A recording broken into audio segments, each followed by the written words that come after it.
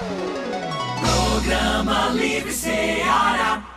Boa tarde, os ouvintes. O programa Livre de hoje conversa com o cientista político Estevão Arcanjo, professor de Ciência Política da Universidade Federal do Ceará. Boa tarde, professor. Boa tarde, é um prazer estar aqui com você. Professor, sobre os últimos acontecimentos da política nacional, qual a leitura que o senhor faz do episódio de domingo com a Câmara dando sequência ao processo de impeachment da Presidente da República?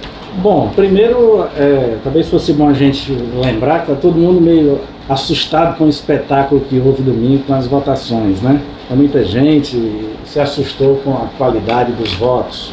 Mas eu particularmente não me preocupo muito com aquele momento. O que eu acho que de fato tem acontecido é que a presidente Dilma, apesar de ter tido uma eleição, né, com seus 54 milhões de votos que ela fala sempre, mas ela esquece que o outro lado teve 50 milhões de votos também. Então a eleição foi muito disputada. E da eleição para cá, eu acho que a presidente não teve um programa convincente, não convenceu a sociedade do rumo que ela pretende dar ao seu segundo governo.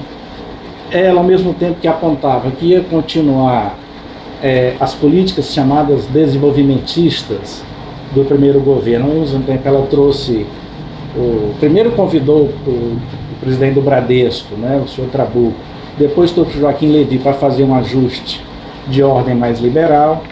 Então o governo ficou numa encalacrada muito grande nesse ano e pouco, e eu acho que isso foi quebrando as pontes que esse governo tinha com a sociedade, com a rua. O governo tem perdido a rua. Pela primeira vez na história do PT, o PT não é maioria na rua. E o governo tem perdido a ligação com os setores mais da elite, os setores empresariais, a elite mais intelectualizada, né? A mídia, etc. Eu acho que é isso que revela esse isolamento, é isso que explica o momento que nós chegamos a ponto da Câmara, por mais de 2/3, aprovar um pedido de afastamento da presidente. Talvez como pano geral, isso seja suficiente para a gente começar a conversa. Ok. Professor, a gente observa que o número de votos contra o impeachment, né, da base do governo, e o governo foram 146 votos, né? A mesma expressão que o Chinalha teve na última eleição para a presidência da Câmara. Isso não revela que o governo falhou na articulação política? Esse é um número que eu preciso me debruçar melhor sobre ele, os analistas em geral.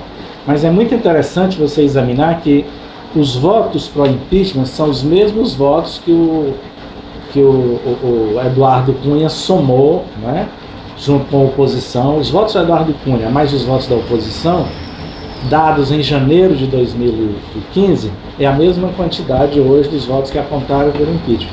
E os votos que o Arlindo Chinalha teve como candidato do partido, do governo, para presidente da Câmara, foram também em torno de 140 há um ano e meio atrás, 1 ano e 3 meses atrás, e que se repetem agora. Então, a princípio, a hipótese, falo mais como hipótese, a princípio isso mostra um pouco o que eu havia falado antes. O governo não saiu do canto. O governo se elegeu em outubro de 14, o governo se elegeu prometendo uma coisa, começou a fazer outra, não conseguiu fazer, não conseguiu apresentar um plano confiável. E quando você olha na Câmara dos Deputados, os mesmos votos que você tinha em janeiro de 15, na eleição do presidente da Câmara, você tem em abril de 2016, 1 ano e 4 meses depois. Então isso de fato pode revelar, é só um dado que faço questão de dizer, né, preciso examinar outros dados, mas pode revelar esse impasse, essa paralisia do governo durante 1 ano e 4 meses. Essa paralisia do governo é que foi juntando mais gente contra o governo do que a favor, né? Eu acho que é um dado que a gente pode examinar melhor também com mais calma. Ok. Professor, o Eduardo Cunha, sem dúvida nenhuma, foi uma figura importantíssima para o resultado de domingo, né? Teve uma influência bem forte para que o processo passasse na Câmara. E agora os jornais já veiculam meio que como se os colegas fossem dar anistia para o Cunha, né? O vice-presidente da Câmara ontem já apresentou alguma estratégia tentando dar vantagem para ele no processo da comissão de ética, alguma coisa. Qual é a leitura que o senhor faz do papel do Cunha nesse processo? O Cunha se revelou, o deputado, né? Eduardo Cunha se revelou um articulador político muito eficiente dentro das possibilidades que o regimento interno lhe permite. No entanto, eu acredito que as denúncias que tem contra o Cunha e a própria prática, tá,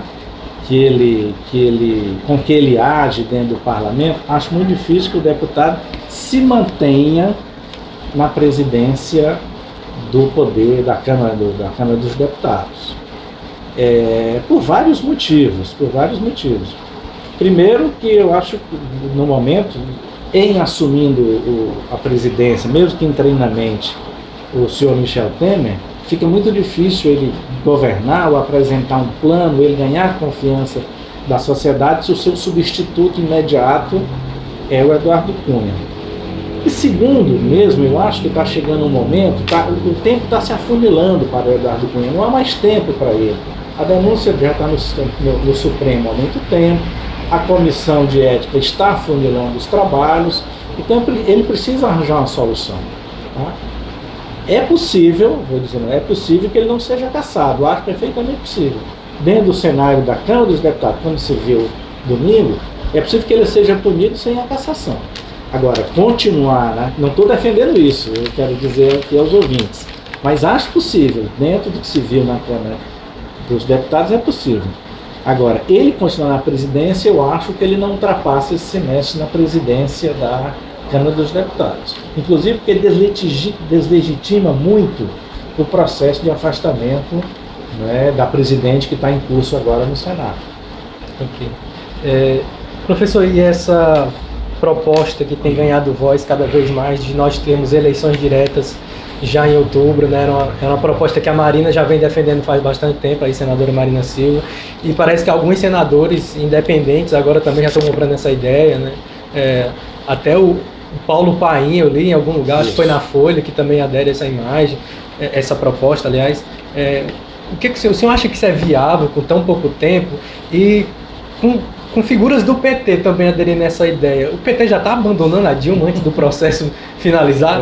Esse é um tema muito interessante, a gente pode conversar horas sobre isso. Mas vamos tentar organizar algumas questões. Primeiro, de fato, ontem alguns senadores apresentaram uma proposta de emenda constitucional propondo eleições para presidente em outubro desse ano. Tá? Então, isso é uma verdade. Segundo, essa proposta ela é do partido Rede, principalmente da Rede, né? Mas acho que ela agrada a vários setores do PT que reconhecem que o seu governo não vai bem e que o seu partido precisa levar uma lavagem nas urnas, precisa ser purificado, precisa passar de novo pelas urnas, precisa ir ao encontro das pessoas, ver se o partido tem o que dizer. Então muita gente do PT acho que aceita isso, como acho que muita gente favorável ao impeachment, principalmente os movimentos novos de vem pra rua, etc., de movimentos paulistas que foram para a Vinda Paulista, eles são favoráveis a uma campanha desse tipo, a uma solução desse tipo. Duas coisas. Terceiro, a tempo hábil eu acho muito difícil, tá? Porque é muito difícil o Tribunal Superior caçar a chapa Dilma Temer em um mês ou dois, porque você teria que ter um mês ou dois para poder preparar as eleições, não é? E por outro lado, aí, do ponto de vista jurídico, aconselho que se escute mais alguns advogados, juristas, do ponto de vista jurídico, é uma emenda constitucional, mas ela fere, ela agride diversas leis, jurisprudências, determinações, normas que já existem no nosso sistema político. Por exemplo, um princípio básico do sistema político brasileiro é que toda alteração eleitoral tenha que ser pelo menos aprovada no ano anterior e não 5 meses antes da eleição. Tá? Isso é só um exemplo. Um outro exemplo é que, bom, poderia ser, mas agora você está no meio de um processo de impeachment. Você tem um presidente que está praticamente, né, pronto para assumir, até montando o ministério. É justo você mudar a regra do jogo agora? Tá? Conclusão, acho muito difícil que essa ideia passe para eleições até outubro. Agora, o que nós temos visto é que as ruas, a mobilização popular, nesse momento, é que tem feito a diferença. Se essa proposta calar fundo no PT e numa parte da esquerda brasileira no parlamento e tiver o apoio das ruas, é possível, apesar de ser um arranjo um tanto quanto forçado, mas é possível que ela pegue. Tá? O tempo é curto, em resumo, o tempo é curto, ela fere princípios fundamentais do sistema político brasileiro, mas dependendo da situação política, da gravidade política, ela pode passar, tá? Ela pode vigorar. Inclusive porque tudo indica que o senador Renan Calheiros vai postergar um pouco o processo, vai tornar um pouco mais lento. Isso pode fazer com que as ruas se manifestem, e essa proposta pode até aparecer, pode até se fortalecer. Eu vejo muitos setores dentro do PT favoráveis a isso. Eu, particularmente, mandei algumas mensagens para amigos em janeiro, fevereiro, achando isso possível. Mas antes da proposta do impeachment, né? E com 9 meses de antecedência, 10 meses. Nesse momento, me parece problemático. Ok. Professor, o que nós podemos esperar de um possível governo Temer, ou mesmo o que me parece ser mais difícil, Dilma permanecendo no poder? O que a gente pode esperar, tanto de um quanto de outro? O que o futuro nos reserva? A praxe, né, dos analistas é dizer assim: quando o presidente se afasta, não volta mais. Tá? Então dizem que muita gente não. Se a presidente for afastada, é muito difícil que ela retorne 4, 5, 6 meses depois. E realmente isso é muito difícil. O que esperar do Temer? Esperar um governo difícil, porque a situação é difícil. Né? A situação é difícil do ponto de vista econômico. Nós estamos numa das maiores recessões da história do país. Tivemos uma recessão de 3,8% no ano passado. Esse ano vamos ter algo em torno de 3,5%, provavelmente. Essa é uma das maiores crises econômicas do país. Então isso significa controle de gastos públicos, redução de gastos públicos, menor ampliação da universidade pública, que é o meu caso, que sou da universidade, né? Alguns cortes ou, de alguma forma, reduções de programas sociais, etc, etc. Do ponto de vista político, apesar do senhor Michel Temer ter tido domingo agora 367 deputados a seu favor, enquanto a presidente Dilma teve até 140, isso demonstra um grande apoio. Mas, né, esse apoio deve durar muito pouco tempo. Esse apoio deve demorar 2 meses, 3 meses, até o presidente Temer mostrar, se tiver condição de mostrar que tem condição de superar esse momento. Eu acho que acho que ele assume, acho muito difícil a presidente não ser afastada. As pesquisas mostram que pelo menos os senadores são a favor do afastamento, talvez não do impeachment definitivo, mas do afastamento são favoráveis. Acho que o Temer assume, mas acho que ele terá muito pouco tempo, 60 dias, 90 dias, para mostrar que pode dar uma nova sinalização de um novo rumo para o país. Esqueci de dizer, acho que talvez seja bom para os ouvintes, que ele tem 400 deputados e ele está com grande apoio da burguesia brasileira. Ele está com grande apoio das entidades mais importantes do empresariado brasileiro.